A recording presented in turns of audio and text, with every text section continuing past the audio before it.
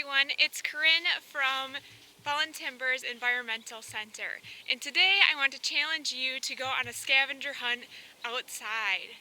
So you guys are going to be following along with this worksheet that is attached to this video, and on this worksheet there's going to be a whole bunch of different things that I want you guys to look for in your backyard or maybe when you go for a walk around the neighborhood. And one example of something on here that you could maybe find is snow. So right now we have snow all around us, and one thing that I want you guys to do is if you do find one of these items, I want you guys to look at it up close and see what you notice about it. And maybe you'll be able to notice all the different crystals in the snow, or maybe that the snow is really cold. So as you check off these items on your scavenger hunt list, I also want you guys to be making observations.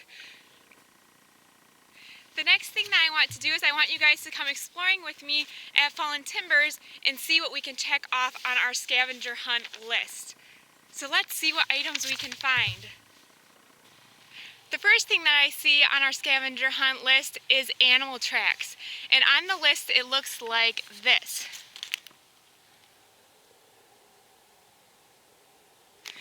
The animal track that I found is a rabbit track. Let's look at it a little bit closer. So this is the animal track, and as you can see, this rabbit was hopping. So the front 2 feet are together right here, and then here are the back 2 feet. And right next to this rabbit track is deer prints. So as you can see right here, the deer prints look a little bit different, and they have hooves. So instead of having a track like the rabbit, they are going to have a track that looks like this because the hoof has 2 different parts to it. So you guys should look in your backyard to see if you can find any animal tracks, and let's keep looking at Fallen Timbers to see what else we can find.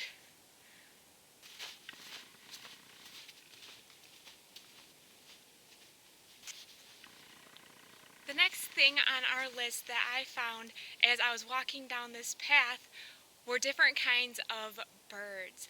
And I could also hear them when I was walking through the woods, but then I could also see them. And I noticed that there was 2 different kinds of woodpeckers, the red-bellied woodpecker and the downy woodpecker. And these woodpeckers love to live in dead trees. So as you can see behind me, here is a dead tree right here.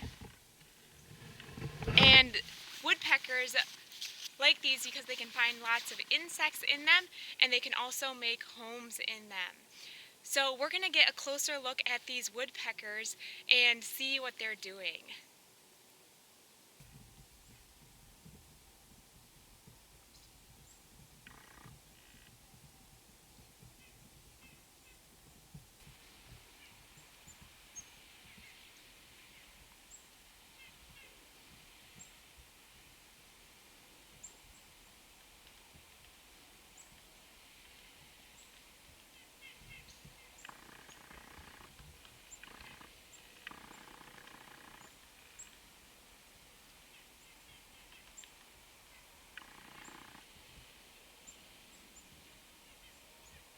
So right here we have a downy woodpecker, and as you can see, it's searching on the tree trying to figure out if it can find any insects.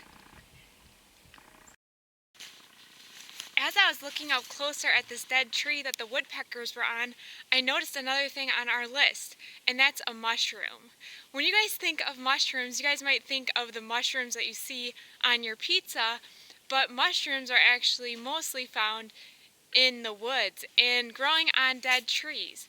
And the reason that these mushrooms will grow on dead trees is that they're actually helping to break the tree down, and they're using it for a source of food. Let's get a closer look at this mushroom. Here's another one right above it.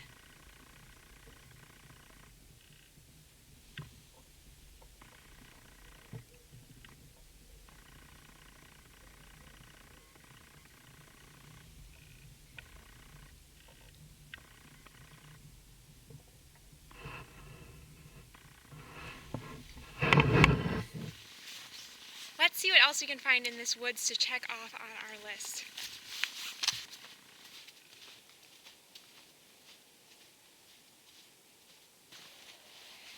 As I was walking out of the woods, I realized that there was another thing that I could check off on our list, and that is bare tree branches. So that looks like this on our scavenger hunt. And you can see that all of the trees behind me have bare tree branches because all of the leaves have fallen off during the winter time. Let's continue our hike and look by the pond to see if we can find anything else on our list.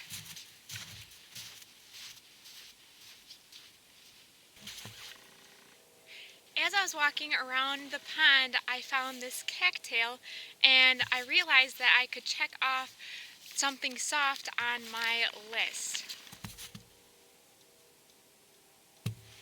If we look at this cattail, we can see that all the little seeds inside of the top of the cattail are very soft. So the wind will blow these away, and then it will create more cattails.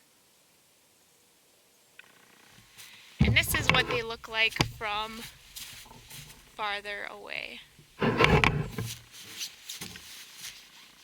Thank you for coming and going on a hike with me at Fallen Timbers to find the different things on the scavenger hunt list. Now I want you guys to go outside and take the worksheet with you and see how many things that you can find in your backyard or neighborhood. If you guys find anything really cool, please send it to Fallen Timbers so that we can see.